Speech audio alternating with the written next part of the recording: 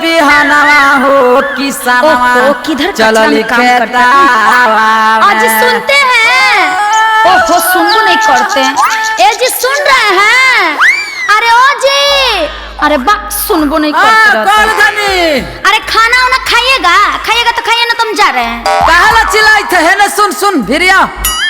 Oh my God, ये तो बड़ी परेशान करके रख दिए हैं। लीजिए खाइए। अरे काहेला खिसियाल है धनी? खिसियाऊंगी नहीं, देखिए तो मिट्टी लग गया। छी छी। देखा गुस्सा मत कर, मिट्टी के चीज हम मिट्टी लगेला। अरे बा मिट्टी का चीज हमसे नहीं होगा। चला धान रोपा। नहीं मैं नहीं रोपूंगी। रोपा नहीं, बोल दी ना। रोपा ना। देखिए जिद मत कीजिए, सुनिए मेरी बात। ओहो सुनाओ लगे, सुनाओ सुनाओ। बड़ घर की बेटी हूँ, सुन लो बोलो, करूँगी न खेतबा में काम जी। ऐसे में रहती थी नैहर में, मैं करती थी बैठ के आराम जी। अरे बाप रे, तब का तुम आराम करती थी? हाँ, बड़ घर की बेटी हूँ, सुन लो बोलो, करूँगी न खेतबा में काम जी। ऐसे में रहती थी नैहर में, मैं करती थी बैठ के आराम जी। अभी घर में आई हूँ नई कनिया, बात समझिए। करे पर तो धनिया गे, क्या रोपनिया गे, जादो जी के खेत में है गे।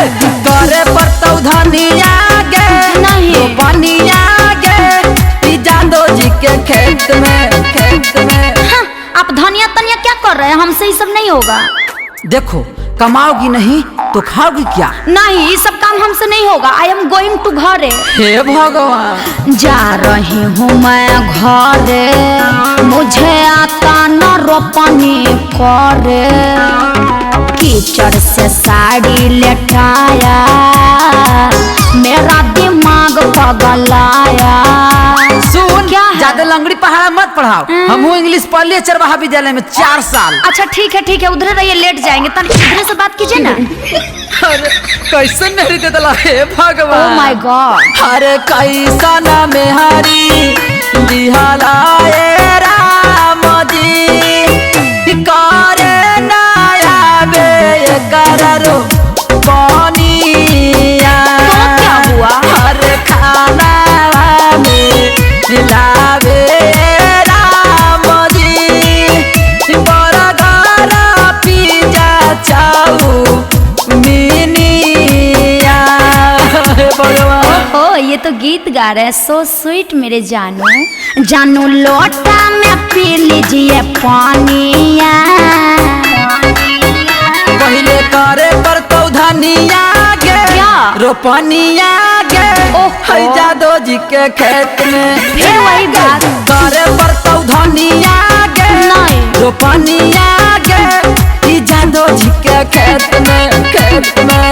ओ सेट, मैं ये सब नहीं करूंगी। सीट ये कहाँ हो गया? गंदगी गंदगी फंद की छोड़, पहले चल धान रो। पानी में डर लगता है, इसमें होगा कीटाणु। माफ कर दीजिए न हमको, पैर परू में तेरा जानू।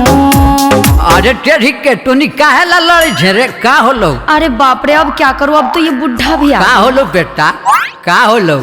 अरे करई नारो पनिया ए बाबूजी, मिलल आई मरा मौगी कावा ले जिया।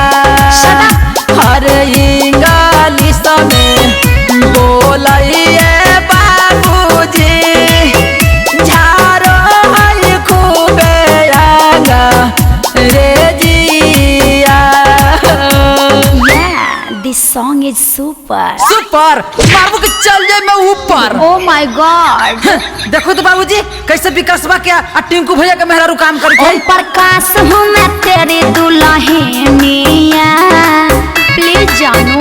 हरे करे पर तो धनिया गे, क्या? रोपनिया गे, नहीं। है जादो जी के खेत में। फिर वही बात। करे पर तो धनिया गे, रोपनिया गे, जादो जी के खेत में, खेत में। सही कहते हैं जी, कमाएंगे नहीं तो खाएंगे क्या। चलिए धान रोपते हैं। Oh, no, no, no, no.